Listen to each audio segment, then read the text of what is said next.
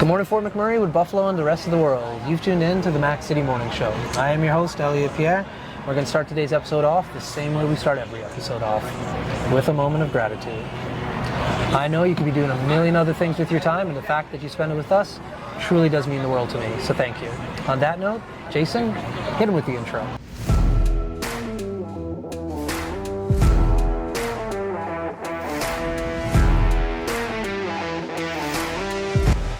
Hey, it's Keith Simpson here. I'm the general manager of Norel Toyota, soon to be Fort McMurray Toyota. Pretty excited for our new dealership.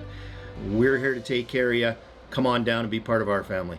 And we are back. Big shout out to our title sponsor, Norel Toyota. Really do appreciate your ongoing support. As everybody at home knows, I do not introduce my guests because they can do a better job of that than myself. So can you please tell everybody at home who you are and what you're about? Hi there, I'm Angie. I'm from Manual Labor Beer Co. here in Sherwood Park. I am one of 4 owners and I'm sales manager for the local brewery. There we go. Now, I overheard a conversation you were having, so I'm just going to jump in on that. Yep. You were in Fort McMurray for a while? Yes. So I lived in Fort Mac for about 10 years. Okay. In the early 2000s. Yeah. Doing what? Yeah. What brought you to Fort McMurray? My parents. Yeah. So at that time I was still in school and I was in high school. But I lived there for quite some time. I opened my own business up there. I did interior design for quite a few years, which eventually led me to Edmonton because I found that like a lot of the suppliers, everything that I needed to buy, I kept coming down to Edmonton. And then eventually I realized that like Edmonton had a lot of the things to offer that I liked as well. So yeah, I kind of made the trek down and didn't go back one day. Okay. Yeah. Well, this podcast just got a hell of a lot more interesting. All right. What high school did you go to? I went to Westwood. Oh, you went to Westwood to this guy. Yeah, All right. yeah. So maybe we went to school together. Who knows? Yeah, maybe. Okay. So where did your parents move from to bring you to Fort McMurray? We were from Newfoundland originally. What part of Newfoundland? Fleur-de-Lis. So tiny little town on the Bayport Peninsula, Yeah, which I'm sure there's plenty of people in Fort Mac that are from there or around there. Yeah. So your parents live in Fort Mac, or did they retire back east? After the fires, actually, they went back. Yeah. So they kind of just wanted to get closer to their family, like their parents and stuff. So they went home, and my mom did a little bit of commuting back and forth, but now they're full-time retired and picking berries and there you go. Living off the land as you do. Nice. Were they affected by the fires that are taking place there? No.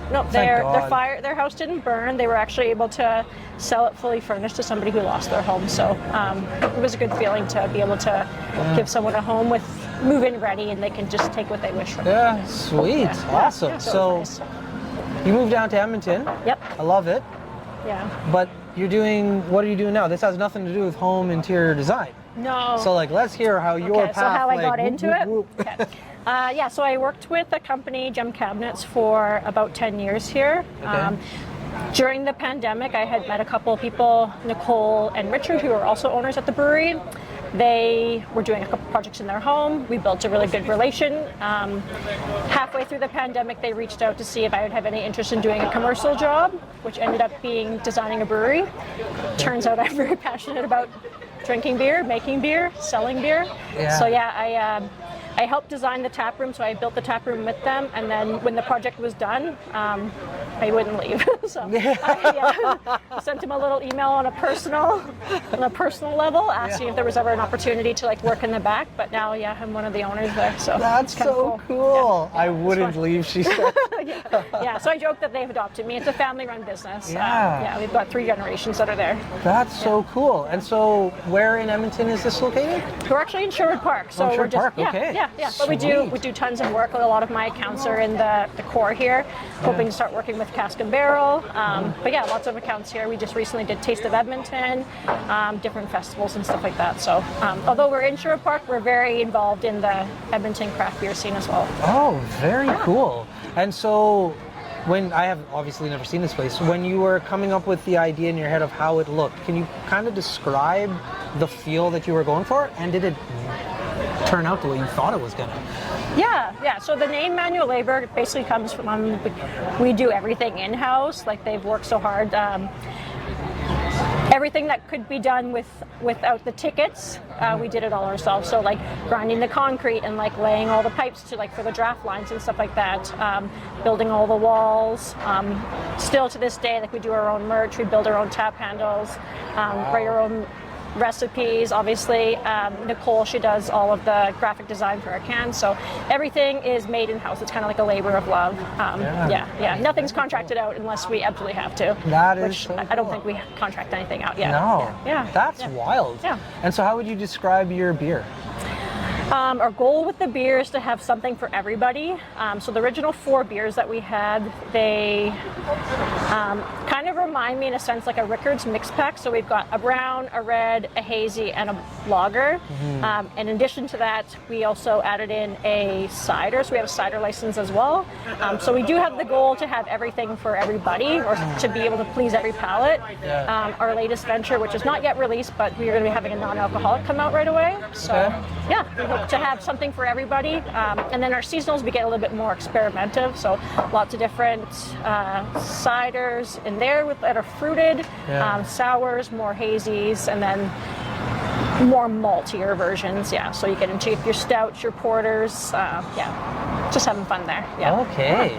And what's the discussion process when you're picking and getting a little bit experimental? I think it's pretty collaborative. We also we have a really unique team, and a lot of them are very interested in beer.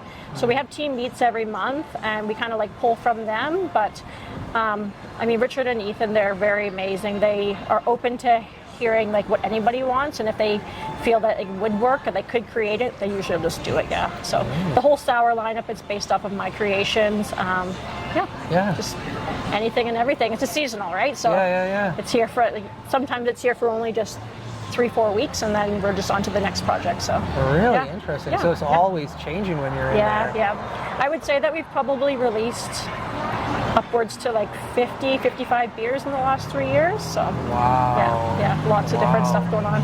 And so you're obviously having success getting your beer into other people's establishments. Yeah. What's that process been like for you? How do you even start that process? I would say the liquor stores were pretty easy to navigate. Just getting in there when you have a product that's you are very proud of and you have certainty with, and they get to try it. The liquor to lips, we say, it kind of sells itself a lot of times. So the liquor stores have been pretty easy. The restaurant game is a little bit harder, I find, at times, just because it is a bit more demanding. You've got 10 taps, and then 6 of them are domestic, or you have the Molson Labatt's, and then you've got a couple rotating. And Alberta has so much really great craft beer, so it is a little bit harder to get in. There are some places that do lots of rotating taps, and we've had great luck there. But so we're focusing on the restaurants and stuff like that, but we've got some good presence in Fort Mac as well. Cool. Yeah.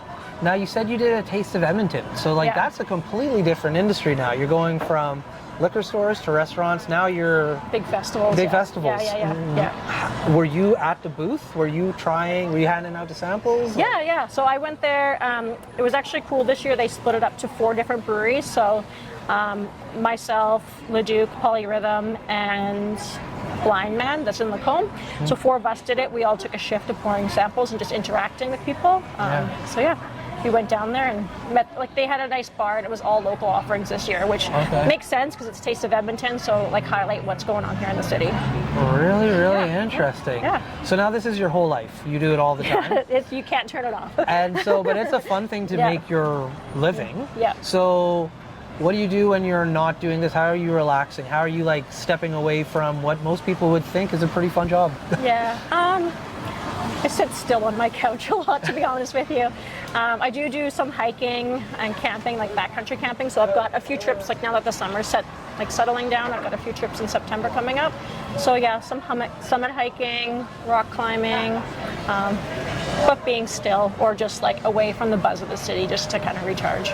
I'm going to go into the camping because most people don't think that September is a good time to start camping season.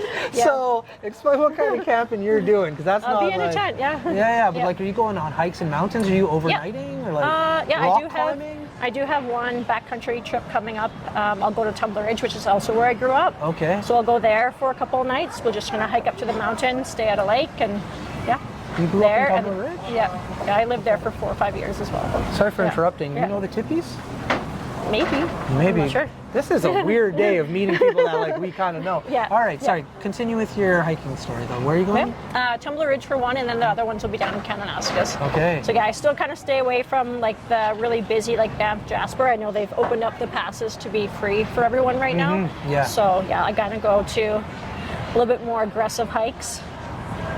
Weed some people out, you know? Yeah, definitely. I love people, I love the interactions, but that's how I recharge. So yeah, by it's kind yourself. of like one-on-one with a friend, and we're just gonna get out there.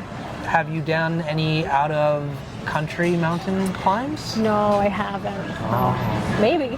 I've never. Yeah. My mom climbed Metapishu? Metapishu? I don't know, the one in South America with my sister. It's like a 5-day hike. Okay. My brother did Mount Fuji That's a few years ago. I've only done the three ladies. Three in sisters? Canmore, the three Yeah, sisters, yeah, thank yeah, you. yeah. I don't know what to politically call the one I climbed, so I'm not even going to try right now. Yeah. So, Gotta be careful, hey? yeah, but it is something. You Like, did what? yeah, exactly. I've said it a few times in public, and people are like, oh, I was like, that's what they called it, not That's me. what they told me. Yeah. So, but yeah, the hiking thing is real when you're out Yeah. there. It's a completely different thing from a day walk. Yeah. No, we like the high elevation for sure. Yeah. Put on the headlamps, start at 4 a.m. and 16, 17-hour days sometimes, and You're a it's psychopath. a lot you can accomplish if you really I want love to. it. Yeah. I love it. Yeah. Well, anyways, Jason has tapped his watch, meaning we are out of time. That being said, before I cut you loose, everybody gets a shameless shout out or plug. So you have the mic, the camera, the lights. Have fun.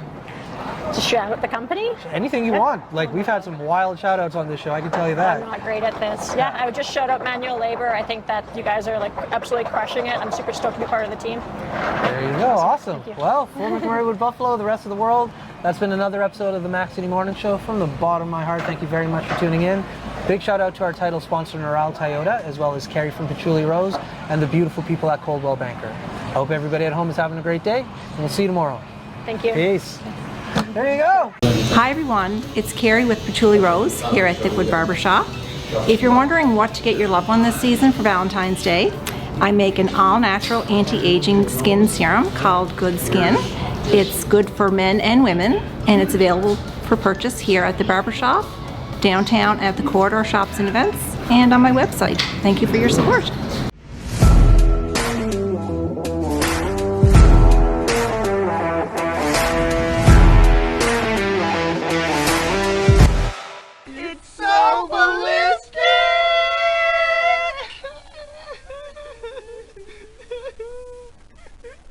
Talk about quenching your ugly thirst.